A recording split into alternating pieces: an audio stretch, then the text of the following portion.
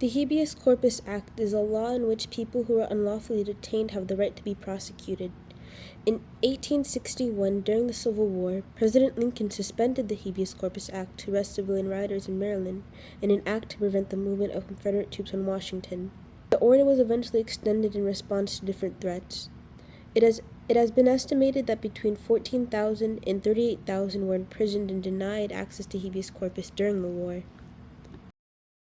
The writ of habeas corpus, however, made it difficult for Lincoln to arrest individuals who could be a threat to the Union. Still, Lincoln suspended habeas corpus, arguing that under Article 1, Section 9 of the Constitution, it can be suspended in severe cases where there is threat of rebellion and danger to the safety of the public. Lincoln argued that the current Civil War proved his actions to be necessary to maintain public safety. Was it challenged?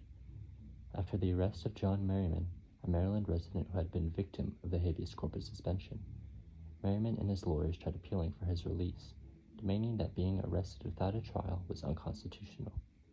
This arrest would soon later lead to the ex parte Merryman case, where Chief Justice Roger B. Taney ruled that the president had no authority to suspend habeas corpus, stating that only Congress had this authority.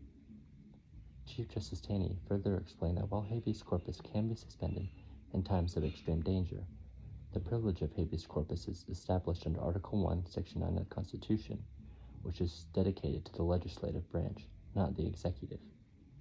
Without the approval of Congress, Chief Justice Taney felt that President Lincoln had no power to exercise the writ of habeas corpus. Despite this ruling, President Lincoln continued to suspend the writ of habeas corpus, expanding the boundaries of where this could occur, detaining individuals without consequence.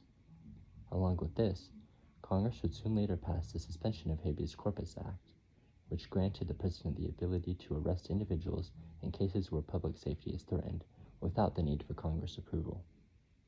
Was this an abuse of power? The Habeas Corpus Suspension Act of 1863 could be justified as both a necessary expansion of power or as an abuse of power. Reasons in which the act can be justified as necessary include it was a threat to national security during war, allowed the stopping of people suspected of aiding the rebellion, helped the Union control internal threats and maintain order. Meanwhile, on the other hand, the act could be argued as an abuse of power for various reasons. Not only did the Habeas Corpus Suspension Act violate civil liberties by detaining people without charges, trial, or access to legal counsel, but also was seen to many as an overreach of presidential power by Lincoln. Another reason why it can be ruled as an abuse was that some of those arrested were politicians, journalists, or critics of the war, which suggests the power was used to suppress targeted political opponents.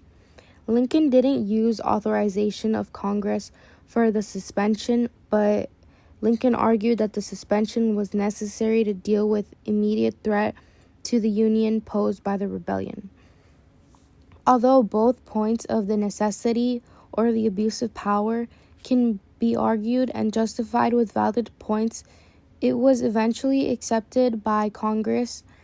When Congress convened, it passed the Habeas Corpus Suspension Act in 1863, effectively giving the president the power to suspend habeas corpus in certain cases.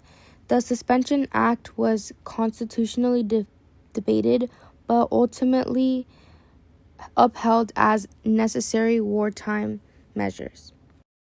So our question for you is this: does a national emergency justify President making such an extreme call?